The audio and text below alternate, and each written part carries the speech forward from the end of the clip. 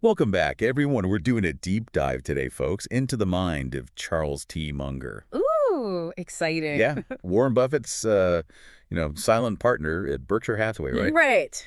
He's famous for his multidisciplinary approach, not just to investing, but to life in general. Yeah. And we're going to be looking at Poor Charlie's Almanack today, which is just this treasure trove of his speeches and writings. And we'll also bring in some fun anecdotes from folks who know him. I love that book. And what's fascinating about him is, he's not just a brilliant investor. Yeah. He really understands human behavior, like decision-making, all these cognitive biases. Yeah. And he's not afraid to, to share his thoughts. Yeah, in a very blunt way sometimes. Oh, yeah. Very blunt and humorous. Yeah. Yeah. So let's jump in. Let's start with his early years. Okay. I was reading that he actually worked at his grandfather's grocery store. Oh, wow. And guess who was there? A young Warren Buffett. Oh, that's amazing. It makes you think about how those early experiences really shape us. Right. For him, a strong work ethic and just an appreciation for being prudent with your finances. Yeah, absolutely. Yeah. Learning that from a young age. Yeah. Well, and speaking of learning, there's this great story about him losing his car keys in a lake when he was a boy. Oh, yeah. I love that story. Yeah. What did his dad do? Yeah. Get in there and help him find them. Nope. His dad said, you stay there with your friends and you keep diving till you find those keys. Wow. Don't come home without them. Wow. A lesson in responsibility. That's some tough love. And resourcefulness. You got to find a way, right? Yeah. Yeah. Well, and it seems like, he really took those lessons to heart, right? Absolutely. Yeah.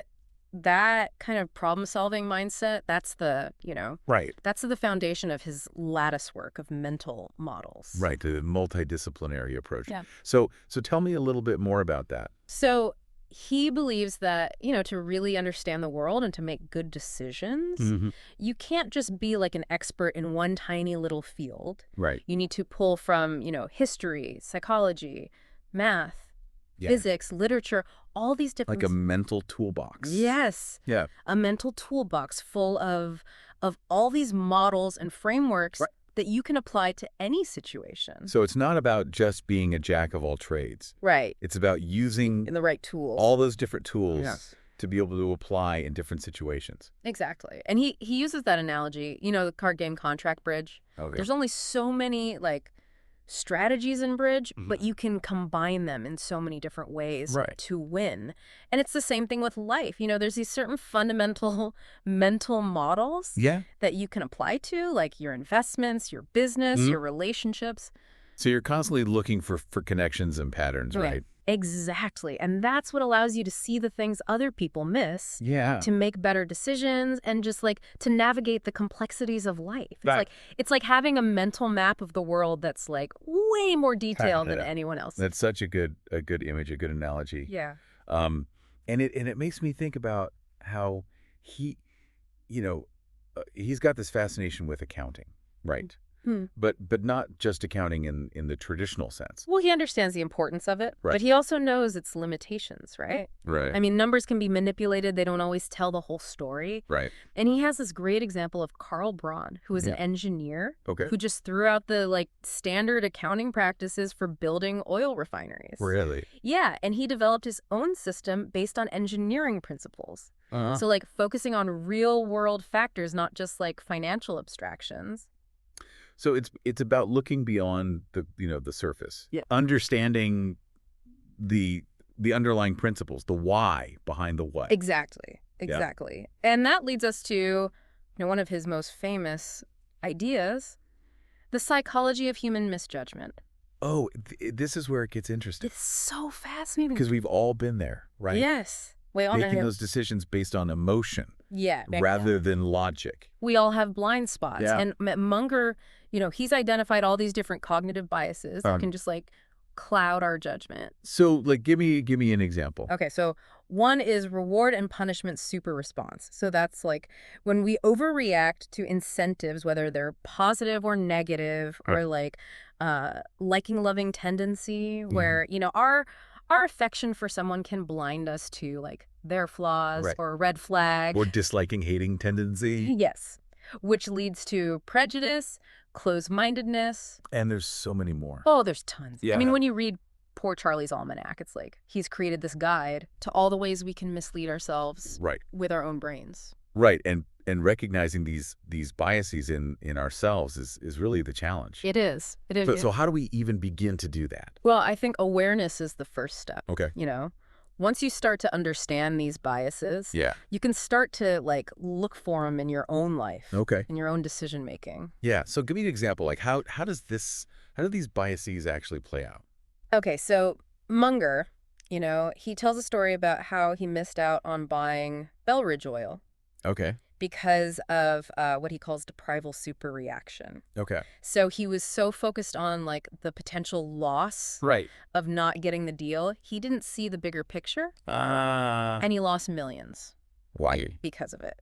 So those seemingly, small mental quirks can have huge consequences. Huge. Especially in investing. Right. But in life in general, really. Right. So let's talk about his investment philosophy. He's a big proponent of focus investing. Yes. Right. Oh, he is. So what does that mean? So he believes that instead of, trying to diversify your portfolio, really widely, you should concentrate on a few great businesses. Okay. That you understand. So not spreading your bets all across the field. Yeah. But picking a few winning horses. Yeah. Picking a few really good horses and sticking with them. Okay. He believes that a few great investments held for the long term will outperform a diversified portfolio of like mediocre ones. Okay. And this is like a development, right, on the traditional value investing of Ben Graham. Right. Who was focused on just finding undervalued assets. Right. Munger's looking for high quality companies with like a durable competitive advantage. So companies that can stand the test of time. Yes, that are built to last, not just flashes in the pan. Okay. And he famously says, "Sit on your ass investing."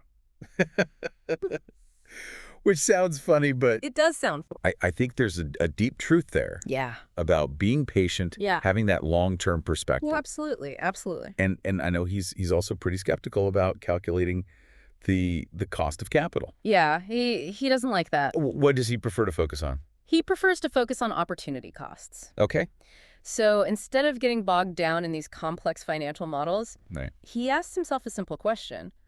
What's the best use of my money right now?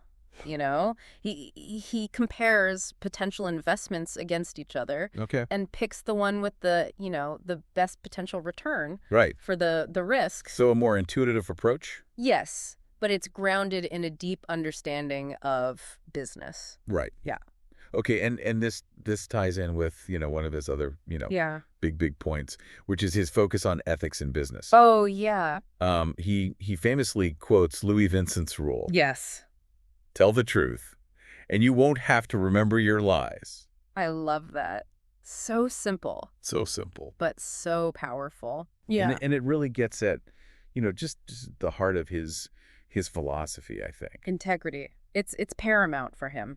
Yeah, absolutely. And this extends to, like, he hates aggressive accounting, tax shelters, shady business dealings. All of that. He sees it as not only unethical, but also just dumb. Dumb? Like, yeah, you might get a short-term advantage, but in the long run, you're eroding trust and your reputation. And he's not a fan of stock options either. He's not. He calls it embezzlement. Embezzlement, which is Yeah, he came up with that term. It's a great word. It's a great word. Yeah, it's the functional equivalent of embezzlement. Right. Because, sometimes executives, they're incentivized to manipulate earnings or take, like, excessive risks just to boost the stock price, even if it hurts the company in the long run.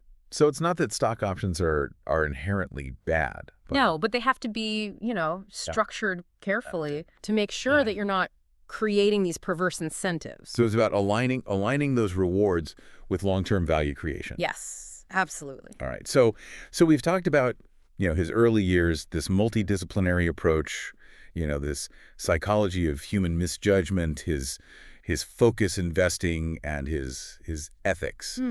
So where do we go from here? Well, next, I think we need to talk about Munger's advice for success in life in general. Okay, yeah, because it goes way beyond just investing. Way beyond. Yeah. I'm all ears. All right. Well, one of his most famous pieces of advice is to deserve what you want. Okay. He believes that instead of chasing after success, you should focus on becoming the kind of person who deserves it. So like developing your character, your skills, your knowledge. Yes, exactly. To the point where success is just a natural byproduct. I love that. Yeah. It's like success is what happens when you're too busy working to notice. That's a great way to put it. He's all about putting in the effort, doing the work, becoming the best version of yourself. Yeah. And that, of course, ties in with his emphasis on continuous learning. Right. Go to bed every night a little bit wiser than when you woke up. Exactly. He sees learning as a lifelong journey, you know, a constant process of expanding your knowledge and understanding. And he's a great example of that. He is. I mean, the man is a voracious reader. Oh, yeah. I read that he devours books on history, science, philosophy, biography. You name it. He's drawing wisdom from all these different sources. He believes in that multidisciplinary approach. Yeah. Yeah, and he's constantly seeking out new information, new perspectives. Challenging his own assumption. Yes, refining those mental models. That's one of the big lessons, right? Yes. To never stop learning. Never stop learning. There's always something new to discover, something that can challenge you and help you grow. Right. But it's not just about, you know, acquiring knowledge just for the sake of it. No, it's about applying what you learn to make better decisions, to solve problems, to live a better life. Right. And that's where that multidisciplinary approach really comes in handy. Right. Being able to connect the dots, see the patterns Exactly. that others might miss. Yes. And this leads to another important piece of advice from Munger. Understand incentives. Okay. He's constantly looking for those hidden motivations behind people's actions. So the why behind the what. Yes. Why are people doing what they're doing? What are their goals? What are their fears? I see. He believes that incentives drive behavior much more than we realize. More than we realize. Yeah. You know, he tells that story about a house counsel at a big investment bank. Oh, yeah. Who basically lost his job because he focused on moral duty. Yeah. Without also highlighting the consequences of not following his advice. Yeah, it's a good reminder that you got to understand the incentives at play in any situation, especially in business. So it's not enough to just be right. No. You got to be persuasive. You got to know how to persuade people. Yeah. You know, understand what motivates them. Right. And frame your arguments accordingly. And this applies to, I mean, everything. Not just business. Oh, yeah. But relationships. Family, friends. Yeah. Colleagues. Absolutely. Strangers, everyone. Right. And thinking about those hidden motivations, you know, it reminds me of another one of Munger's big things, which is understanding those psychological tendencies. Yes. Not just in others. Right. But in ourselves. Oh, that's so important. Like reward and punishment, super response. Liking, loving. Yes. Deprival, super reaction. All those biases. All those biases? He says we have to be constantly vigilant. We do. You know? Yes. Looking for them in our own thought processes. Yes. And then developing strategies to deal with them. To mitigate them. Yes, exactly. So it's not enough to just know about them. Yeah. We got to actively work. You got to do something about it. To counteract them. Yes. One of the best ways to do this is what he calls inverting the problem. Okay. So instead of asking, how can I achieve this goal? Right. Ask yourself, what would cause me to fail? Oh, that's interesting. Yeah. Think about the potential pitfalls, the obstacles. So you're anticipating the problems so you can avoid them. Exactly. It's counterintuitive. Yeah. But it's really effective. I like it. It's like if you fail to plan, you plan to fail. Right. But he's saying, like, actively try to fail. Right. In your mind. But you don't fail. So you don't fail in the real world. In real life. Yeah. Okay. It's a good mental exercise. I'm starting to see how all these pieces fit together. Yeah. It's about building this framework that allows you to see the world more clearly. Yes. Understand the forces at play. Yes.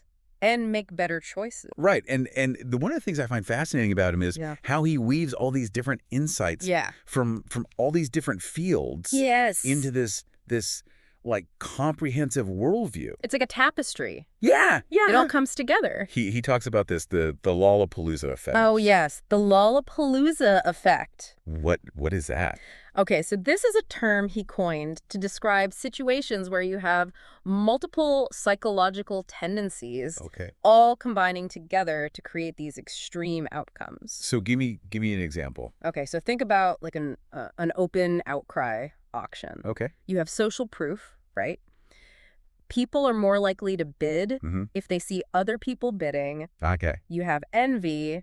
People don't want to lose out. Right. You have deprival super reaction, that fear of missing out. Yeah. It pushes prices up. So it's like a snowball effect. Yes. What one bias feeds into another. Creating this like irrational exuberance. Yes.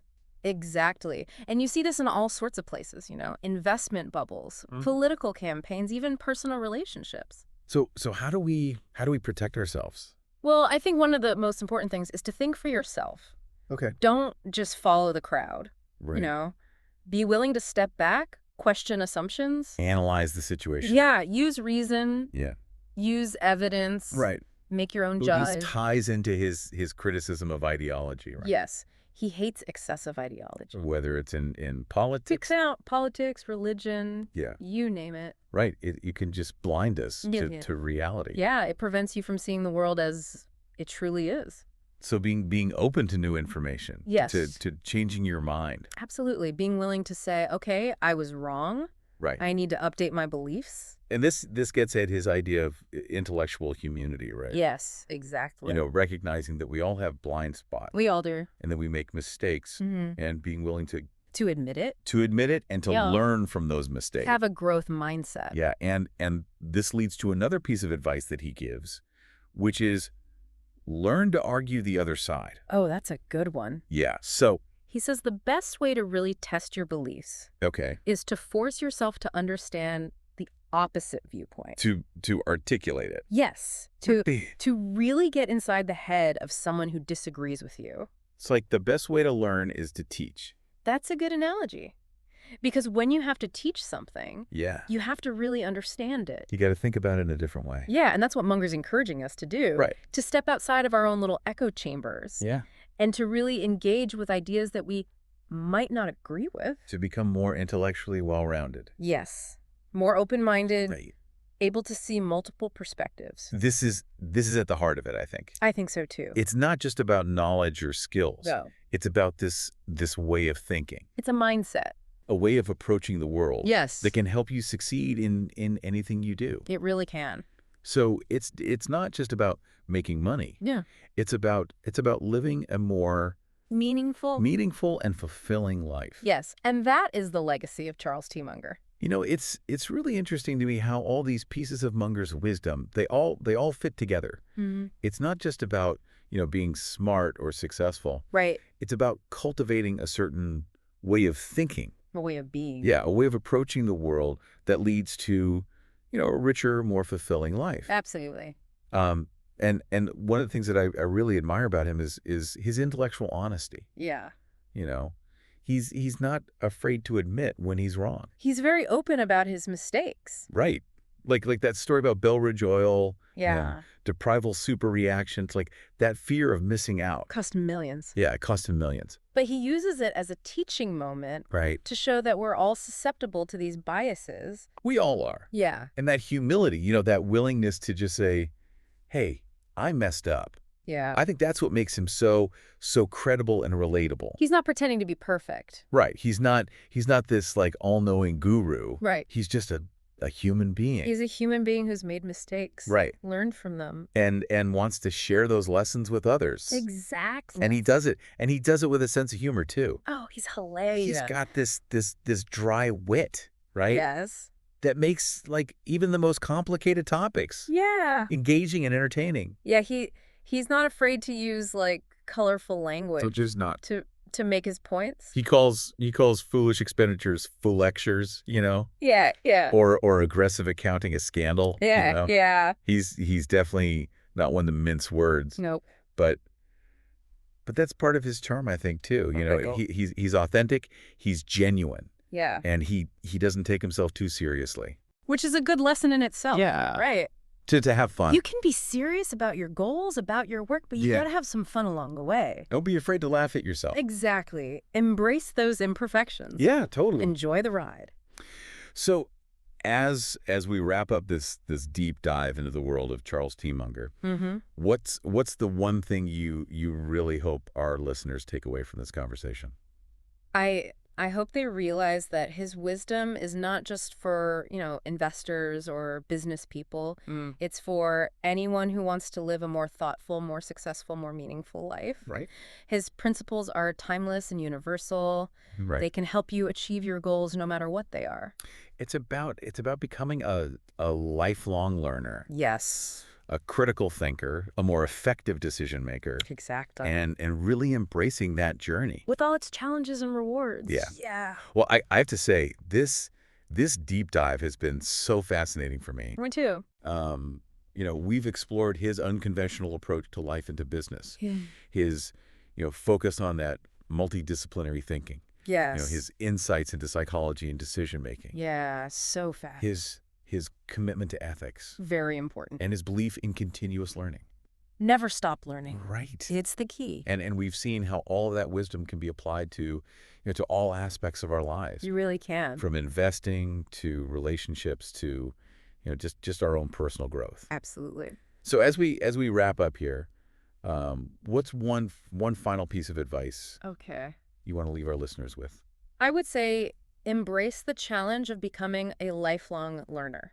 Okay. Cultivate that curiosity, seek out new perspectives, and be willing to challenge those assumptions. Right, to change your mind. Exactly. So it's about constantly growing and expanding our understanding of the world and becoming better thinkers and better decision makers. And remember, the journey never ends.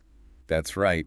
There's always more to learn. Always more to learn. All right. Well, on that note, thank you so much for joining us today for this deep dive into the mind of Charles T. Munger. It's been a pleasure. And we'll see you next time.